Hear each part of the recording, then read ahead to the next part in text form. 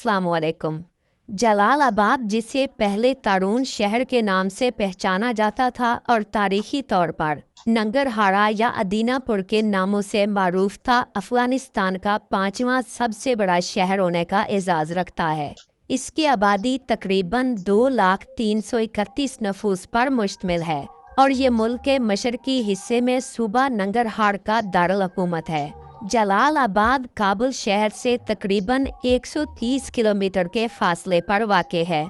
ये शहर काबुल दरिया और कुन्नर दरिया के संगम पर हिंदूकश पहाड़ों के जनूब में एक सतह मुर्तफा पर वाक़ है। ये शहर मगरब में काबुल जलालाबाद सड़क के ज़रिए काबुल से और मशरक में तुरहम और खैबर पास के रास्ते खैबर पख्तूनख्वा पाकिस्तान के शहर पिशावर से मुंसलिक है। दुरानी दौरे सल्तनत में तैमूर शाह के ज़माने में जलालाबाद को अफ़गानिस्तान का सरमाई दारुल हुकूमत करार दिया गया। जलालाबाद शहर का कुल रकबा 12,796 हेक्टर यानी 31,620 एकड़ पर मुश्तमिल है। ये शहर 6 अजला पर मुश्तमिल है और इसमें तकरीबन 39,586 मकानात मौजूद हैं। जलालाबाद के तकरीबन तमाम बाशिंदे मुसलमान हैं और सुन्नी इस्लाम के पैरोकार हैं। ये शहर मुल्क की सिख बिरादरी का भी एक अहम मरकज़ है। अगरचा जंगों के आगाज़ के बाद शहर में सिखों की आबादी में नुमायां कमी वाक़ हुई है। इस तरह जलालाबाद में हिंदू अक़लियत भी मौजूद है। दोस्तों, वीडियो में मज़ीद आगे बढ़ने से पहले मेरी तमाम नए आने वाले दोस्तों से छोटी सी गुजारिश है कि सबसे पहले हमारे चैनल सब्सक्राइब करके बेल आइकन ज़रूर प्रेस कर दें ताकि हमारी तरफ से अपलोड की जाने वाली हर नई वीडियो का नोटिफिकेशन आपको टाइम पर मिलता रहे।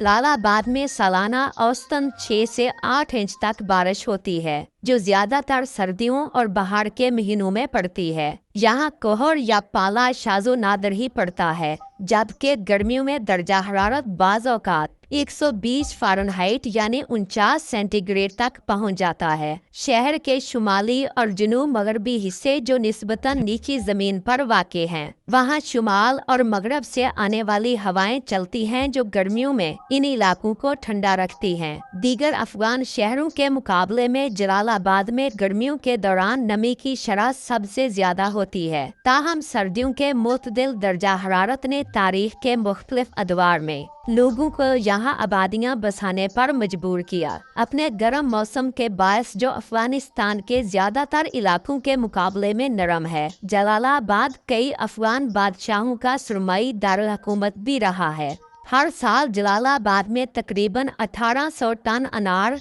334 टन अंगूर और 7,750 टन शहतूत पैदा किए जाते हैं। ये फल या तो मकामी मंडियों में फरोख्त किए जाते हैं या काबुल की मंडियों में भेजे जाते हैं, जहां से इन्हें बरामद भी किया जाता है। जलालाबाद की दूसरी सबसे अहम फसल मकामी किस्म की गन्ने की है, जिसमें 15% शक्कर शामिल होती है। जलालाबाद में अफगानिस्तान का सबसे बड़ा खजूरों का फार्म भी मौजूद है। जलालाबाद एयरपोर्ट, जिसे नंगरहार एयरपोर्ट भी कहा जाता है, शहर के मरकज से तकरीबन 4.8 किलोमीटर जनूब मशरकी सिमत में वाक़ है।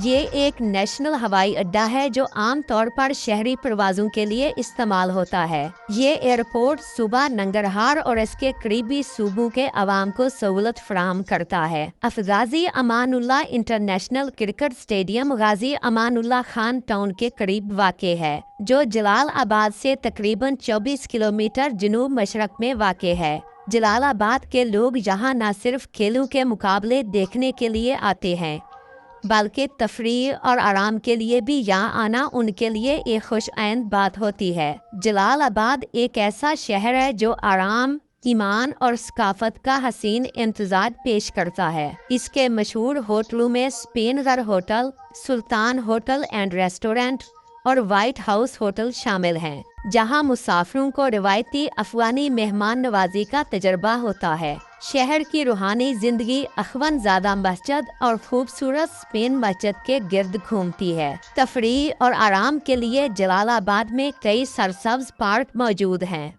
یہ شہر اپنی تاریخ کو بھی سنبھالے ہوئے ہے۔ 231 اگست 2025 کو جلال آباد کے مشرق اور شمال مشرق میں 27 کلومیٹر دور ایک 6 شدت کا زلزلہ آیا، جس میں 500 سے زائد افراد جاں بحق اور ہزاروں زخمی ہوئے۔